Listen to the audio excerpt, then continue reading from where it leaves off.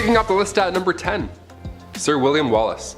You've probably heard of this famous Scotsman at some point, you just may not even realize it. Sir William Wallace was born in 1270. His participation in the First Scottish War of Independence rightfully puts him on this list. And if you saw the movie Braveheart with Mel Gibson, you know exactly who I'm talking about. He rose to prominence in 1297 when he organized troops on the battlefield to go against the English army. Now, while some warriors on this list are more physical, and don't get me wrong, Sir William Wallace could easily punch my head off of my body any day, his feat came mostly from a strategic standpoint. Wallace was a motivator, in case you missed the movie. Number 9, Alexander the Great. Considered one of the finest generals to ever live. Alexander the Great, his name is pretty great, you for sure have heard about him at some point or another. The great king conquered most of the world, or what was known of it at the time, and he was young too. He died when he was just 33 years old, but don't let his age distract you. Alexander the Great fought on the front lines of every single battle, instead of other kings who would just watch from the back and eat grapes in their pajamas. He took over huge kingdoms. He took over Persia, India, and of course Egypt. In his 15 years of ruling, he never lost a single battle. He named 70 cities after himself, even naming one after his horse, Bucephala.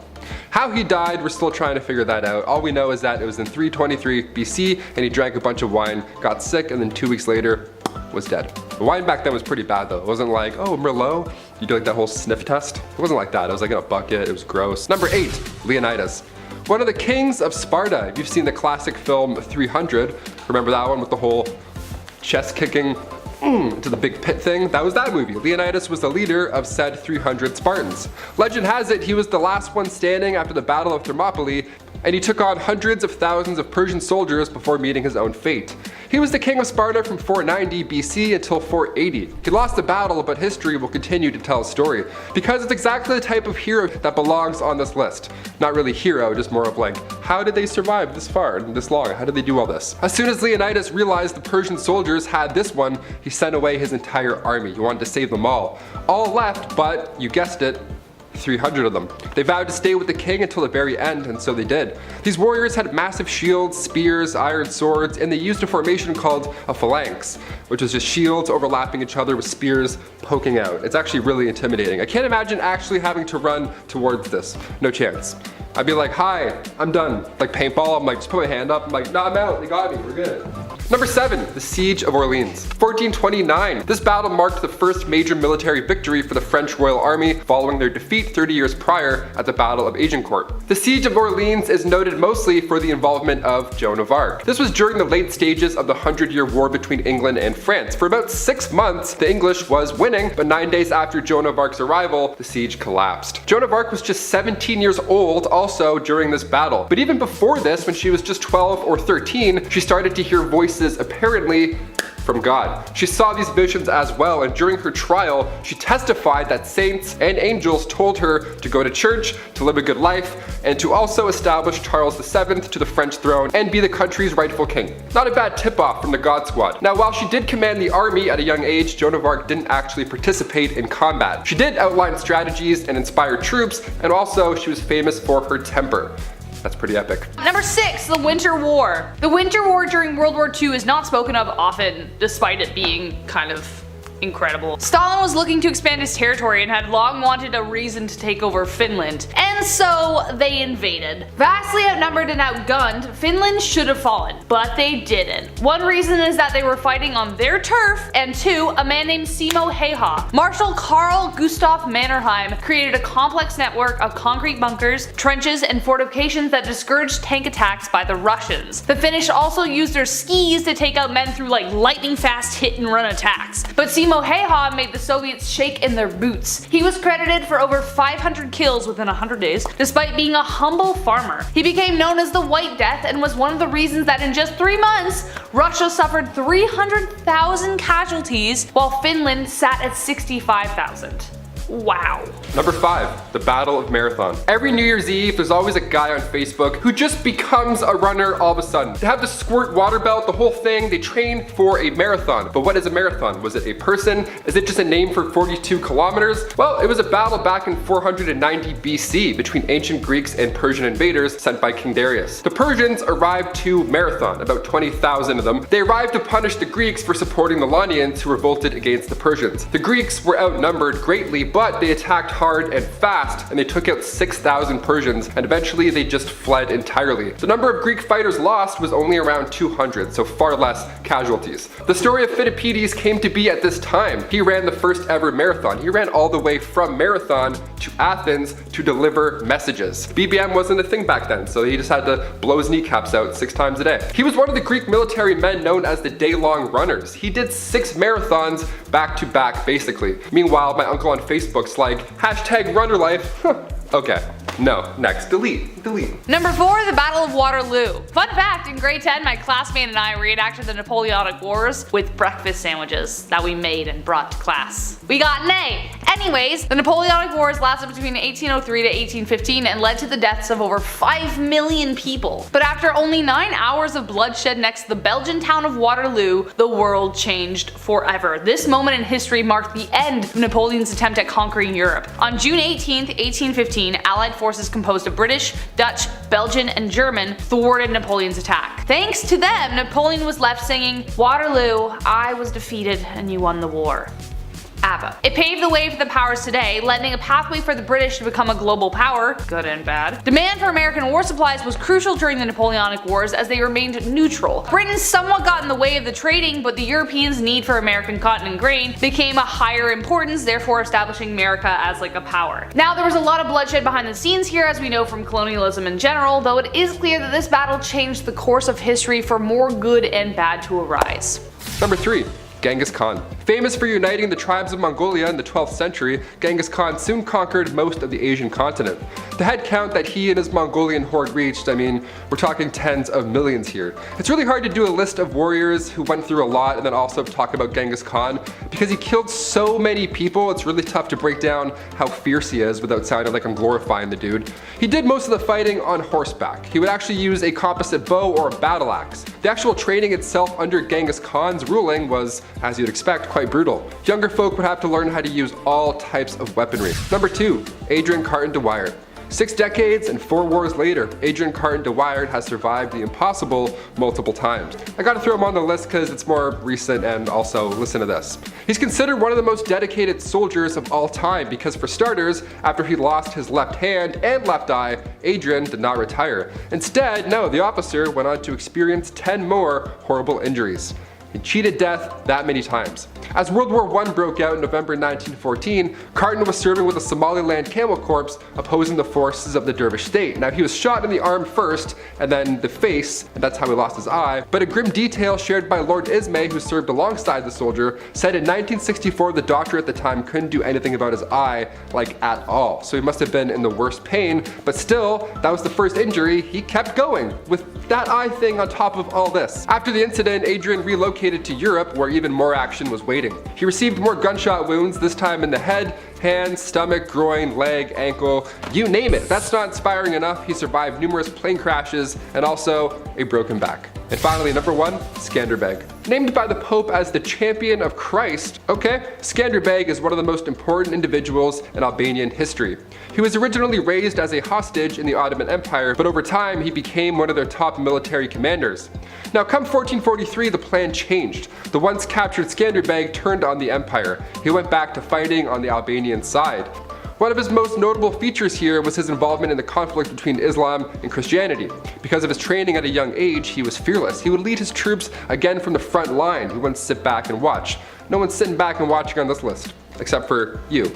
Hit that thumbs up. If you want to see a piece of history in person, you can see Skanderbeg's sword sitting in a museum in Vienna, so book that flight. Number 10, the Swiss Last Stand. Guys, this list taught me a lot of things, but one thing stands out above the rest. We are so freaking soft, like so damn soft. I have never, nor will I probably, who knows, ever face certain death willingly, like these people did. Lutheran mercenaries on May 6, 1527 were pillaging across northern Italy, and finally they made it to Rome. They made straight for Vatican Hill, and Pope Clement VII was on the hit list. While he was being smuggled out of Rome, 189 Swiss guards stood up against 20,000 10,000 bloodthirsty and angry troops. They formed a fighting square, and based on numbers alone, what should have been a quick victory turned into an all-day battle. The Swiss troops managed to beat back wave after wave of troops. When their swords dulled, they fought with daggers. When the daggers got lost, they fought with fists and teeth. It just went on and on. Sadly, they were taken down to the very last man, but their perseverance and courage still stand against the test of time. Number 9. The Battle of Hastings. Winding the clocks back to 1066 to the Battle of Hastings, this one went down in East Sussex, England, and it happened in the middle of October, so why not include this one in the list. This battle was fought between the Norman-French army of William, Duke of Normandy, and the English army under the command of King Harold Godwinson. This kicked off the Norman conquest of England. According to William the Conqueror, the previous king of England, Edward the Confessor, originally promised the crown to William. He promised him the crown, but right before he passed away, the guy was on his deathbed and he literally changed his mind. How rude. Instead, he passed the crown on to Harold Godwinson. So William, yeah, he was a tad upset at this point. So he and his forces defeated Godwinson, went right into London, and became England's first Norman king. Epic. Number 8. Vimy Ridge. I learned about this in school and my history teacher was so excited to tell me about it, and I'm still excited about it today. This battle is the reason Canadian soldiers earned their notoriety during World War I. The Battle of Vimy Ridge remains a testament to expert organization and strategy. From April 9th to 12th in 1917, 4 divisions of the Canadian Corps captured Vimy Ridge from the Germans, making the largest territorial advance made by any Allied force in the war. The losses were significant, resulting in 10,000 men either killed or wounded, so it wasn't the easiest win. However, through their meticulous planning and secret operations, they were able to break the stalemate between the Allied and enemy forces. Soldiers, before they were sent over, actually trained on a replica of Vimy Ridge, so they were like well rehearsed when they showed up. They knew Vimy Ridge like the back of their hand. Meanwhile, at Vimy Ridge, 11 tunnels were constructed in secret to bring the first wave out safely in front of German lines. Each tunnel was also equipped with lighting, water supplies, and first aid. Behind front lines, the soldiers moved in well-rehearsed timed attacks based on where Allied and enemy trenches were marked. Vimy Ridge marked a change in military tactic and highlighted the heroic nature of Canadian soldiers. Yeah, Vimy Ridge is kind of like a big deal over here. It's kind of cool. It wasn't just Canadians, they were like British soldiers too. But, you know, take it where you can get it. Number 7. Viva la Revolucion. Juana de Paria was born in Spanish-controlled Peru to 2 loving parents. Like many classic stories, her mother sadly passed away when she was young, where she grew very attached to her father. Although unusual for the time, her father instructed her on how to horse ride and sharpshoot. Even helped her father work during the days. They were pretty tight, but like an M. Night Shyamalan movie, there's a double twist. Her father passed away in her teens. Now an orphan, she was forced to move in with her aunt, where she quite possibly developed the very first feelings of teenage angst before there was ever an Avril Lavigne album. Juana would often have outbursts that got her eventually sent to become a nun, where that also did not go very well. During her studies, she was fond of Joan of Arc, but eventually she was expelled at the young age of 17. After years of witnessing colonial reign, she joined the revolution. She became so passionate about the cause, she once fought a battle while pregnant, went back to have a baby, and then went back to battle with the baby strapped to her back. Man, sometimes I don't even want to get up after a large meal. What a woman! Number 6. Not one step back. Lyudmila Pavlichenko was just like any other girl in Russia in the 1940s. She was in her last year of university when history's favorite mustache man invaded history's second favorite mustache man. Feeling inspired by her country's call to arms, she signed up for military service. She would eventually find her way to be a sharpshooter.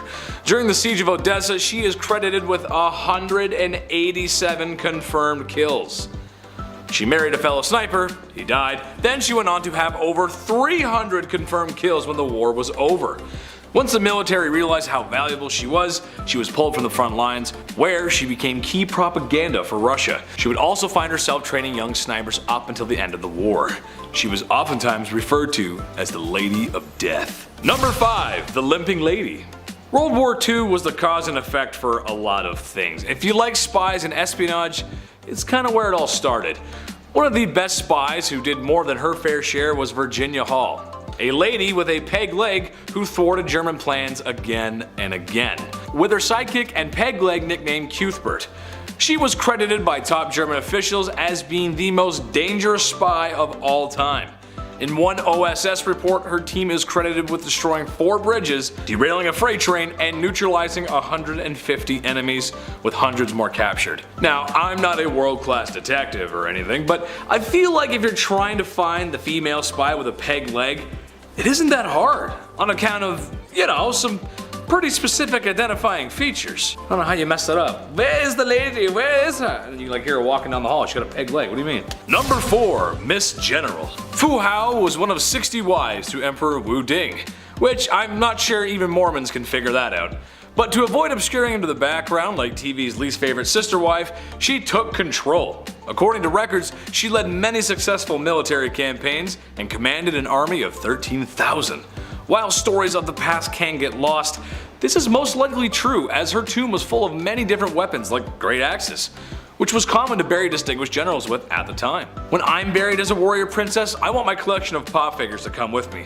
I spent too much time on those bad boys to not take them with me to the afterlife. We have to include one of the most important battles of World War II on this list. We've seen this one on screen now numerous times. Every time I watch Saving Private Ryan, I don't breathe for that entire beach sequence. I couldn't even imagine what that must have been like in real life. Beginning on June 6, 1944, 156,000 American, Canadian, and British troops arrived at 5 beaches along the coast of France's Normandy region. Before the invasion, the Allied forces made this large-scale campaign, a deceptive one, in order to mislead the Germans. Come August, most of northern France was liberated, and not long after the Germans were defeated. Historians refer to this battle as the beginning of the end of the war in Europe. The late Ray Lambert, who recently passed in April at age 100, was an army medic during D-Day. His unit was sent to Normandy that June, and Ray Lambert saved 15 lives that day, despite having a broken back himself. He would drag injured men from the water to the secure small area behind this concrete block. He was 23 during D-Day as well. I'll save you the math. At the 75th anniversary ceremony of D-Day, that same block was named Ray's Rock and has a plaque on it honoring Lambert and his men.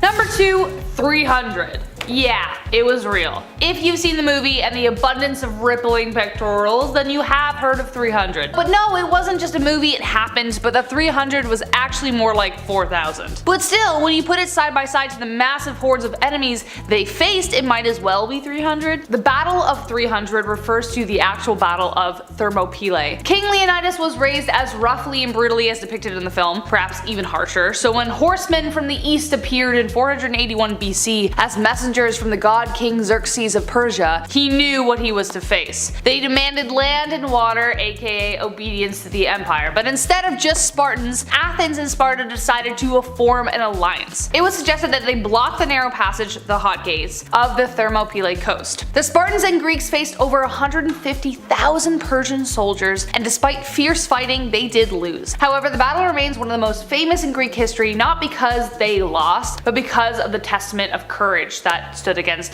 thousands. And coming in at number 1, the Battle of Yorktown. Well, the surrender at Yorktown, rather. On this day, October 19, 1781, the Americans defeated the British at Yorktown, Virginia. British General Lord Cornwallis had to surrender about 8,000 soldiers, bringing an end to the American Revolution. Alexander Hamilton, the first Secretary of the Treasury of the United States, famously killed in a duel with Aaron Burr. If you have Disney Plus, go watch the musical Hamilton, because you'll be dancing your way through history lessons in no time. According to historian and author of Alexander Hamilton, the formative years, Hamilton had a genius and was working hard, but did not come from an illustrious family like most of the founding fathers. He knew that winning glory in battle would make him famous and therefore help him further his career. Seriously, if you haven't seen Hamilton, I implore you to dive in tonight. It is the anniversary. What else do you have going on? Let's do it. Number 10, Queen of the Red Sails.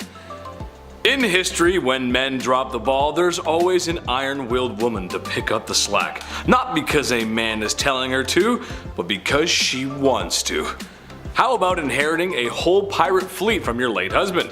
Meet Zhang Yisao. Her husband had managed to build quite the little nautical empire, and with his untimely passing, she became the boss. She commanded a fleet of over 400 ships, and estimated between 20 to 60,000 pirates at her peak.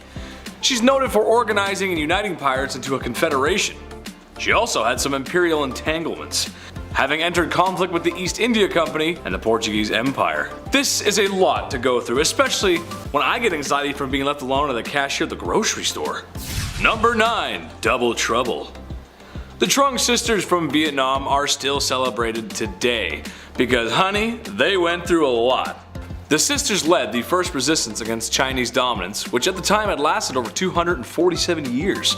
Many believe Vietnam wouldn't be here today if it wasn't for their efforts, gathering 80,000 people to join their cause, once killing a tiger and writing a proclamation of war on its hide. They managed to hold off the Chinese forces for 3 years before finally being overtaken. The Trung sisters are a great deal of national pride and pride amongst many women in Vietnam. Sadly, the Chinese proved too strong, but to prevent capture, the sisters later drowned in a last fit of defiance. Number 8. Hell hath no fury. The Roman Empire was just about good at everything. Politics, culture, building a city that would stand the test of time, and eventually outlive their civilization. But perhaps the Romans' strongest attribute was their military. I mean, come on, it's Rome, no introduction is needed here. So when a man was worried that the Romans he had worked with might take over his homeland after he had passed, he left a note in his will saying, "Please do not take this. This is mine, don't take it." I'll give the folks at home a second to think about what the Romans did next. If you guessed annex his homeland and do non-YouTube friendly conduct things to his wife and daughter, you'd be correct. His wife Boudica, not feeling so cool about what happened, took some action by gathering the tribe together and revolting against the Romans. Defeating the scrambled Romans in a battle, she then made her way to Londinium, or what's now London, and had it burned. There were empires that couldn't take down the Roman Empire, and Boudica did it like it was nothing. They did end up losing, and once again to avoid capture drank poison. But come on, she took down the Romans. Number 7. Julius Caesar. One of the most famous generals in history. Julius Caesar was a military leader who rose up through the Roman Republic, and then once at the top, Rome was never the same. His rule lasted not even a year before his rivals got the best of him. When Caesar was in his mid-20s, he was abducted by pirates. He was on his way to Rome for the island of Rhodes, but when he was taken, Caesar was insulted at how low the ransom fee was. He was encouraging these pirates to jack up his own price. Could you imagine that? He was assuring them they can get a much higher price, and they did. But the thing was, Caesar was also pretty ruthless. After the higher ransom was paid, Caesar went back with some ships and a few choice words. When Caesar was stabbed 23 times, one of the attackers was actually the son of a woman named Servilia. She was one of his many mistresses alongside Cleopatra the 7th. He slept around, and in turn, Servilia's son, Marcus Brutus, helped end the general's life in 44 BC. Number 6. Richard the Lionheart. Richard I, famous for battling Saladin during the Crusades. When he turned 31, he succeeded his father to the throne, and of course there was pressure to produce an heir to the kingdom, but Richard had no interest in dating or settling down with anybody or anything like that. So instead, the role of the queen was taken up by his mother, Eleanor Aquitaine. Richard the Lionheart deserves a spot on this list purely on the fact that he probably met Robin Hood. Yeah, imagine this. At the end of every Robin Hood story, Richard returns to punish John. John in real life, of course, was his brother. He was also kind of the worst. He had Richard imprisoned. Richard had to actually sneak back into his own home in disguise. Remember those days? I had to sneak back into my own house a few times. Little late night rendezvous. You gotta take your time with those sliding glass doors. You almost have to like lift it a bit and then just like move with it. I had 2 dogs too, so I was like Mission Impossible level. Number 5. Alaric the Barbarian. Going back to around 400 CE, this leader was one leading the fall of Rome. Alaric the Barbarian trained in the Roman army and eventually led the Gothic troops. They fought with the Romans, but after Rome divided and all, the Barbarian fought against them. He ruled over the Goths, he was their first king, and then he sacked Rome. So a pretty big couple of years there. After Rome, the Barbarian moved on to parts of Africa, and while his plans were far from being thwarted, the weather always wins. His ships were destroyed in a storm, so Alaric the Barbarian was forced to admit defeat this time around. Number 4. Spartacus. The famous gladiator, of course we had to talk about him. Born in 109 BC, he joined the Roman army as a wee young lad, but down the road when he tried to leave, he was caught and forced into the life of a gladiator. There's a certain word that I can't say, but he was one of those. He was forced to fight for the name of entertainment, the movie Gladiator. I mean, if you haven't seen the movie Gladiator, watch it. It's a masterpiece. I give it 2 thumbs down. Get it? Because Romans did the... We got it. We'll move on. He was forced to fight animals and other warriors, but just like he did earlier with the Roman army, he didn't want to fight anymore. He was done. He wanted a way out, especially in these horrible conditions. So come 73 BC, 70 gladiators led by Spartacus himself all made a break for it. They stole weapons from inside and then broke out. I like how I said to watch the movie and then I immediately spoiled the movie. My bad. I mean, you had 21 years, but sorry. Number 3. Fatality. Tamiris was the queen of Mazagate, or at least I think that's how it's pronounced, a confederation of nomadic tribes that lived east of the Caspian Sea. She ruled during the 6th century BC and is most famous for her vengeful war she waged against the Persian king Cyrus the Great. At first, the war wasn't going too great. Unfortunately, her son claimed his life out of shame for losing in battle. Mom was not happy and promised the bloodiest battle ever. Well, she wasn't lying. As the promised battle was very bloody, many Persians perished in battle, including Cyrus. When his body was recovered, the vengeful queen harnessed the power of mid-90s fighting games and removed his head and turned his skull into a cup and proclaimed, "Drink your fill of blood." Nice. Number 2. The beautiful samurai. What does it mean to be a samurai? Armor, a kick-ass sword, and a code of honor? Yes, it does. And Tomoe Gozen did it all and had time to look good doing it. Tomoe Gozen's life is shrouded in mystery and many debate her existence, but whatever be the case, she did leave a mark on history. A very red-stained mark on history. Earning the respect of the men around her, it was stated that she had long black hair and a fair complexion and was in command of a large number of men. However, her biggest claim to fame, when she was approached by multiple foes, she rode right at them, grabbing their leader and liberating his head from his shoulders. Wow, you slay it, queen. Number 1.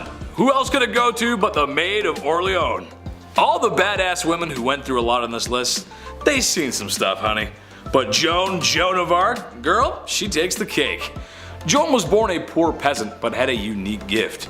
She could speak to the gods. And the gods told her it was her time to shine. By the time she was 19, she had led thousands of men to battle and in glorious victory. Charles VII, losing the 100 Years' War at the time, said, "Alright, sure, send the girl to fight. What have we got to lose?" Well, they actually had a lot to win. Once Joan had gotten involved, the French began to win victory after victory, and her claims of being guided by God didn't seem so far-fetched after all. The British, being so shaken up by the young girl's military prowess, thought she had been possessed by the devil. The British, not liking losing war to a teenage girl, decided to treat her with compassion by keeping her warm with a fire while she was tied to a wooden post.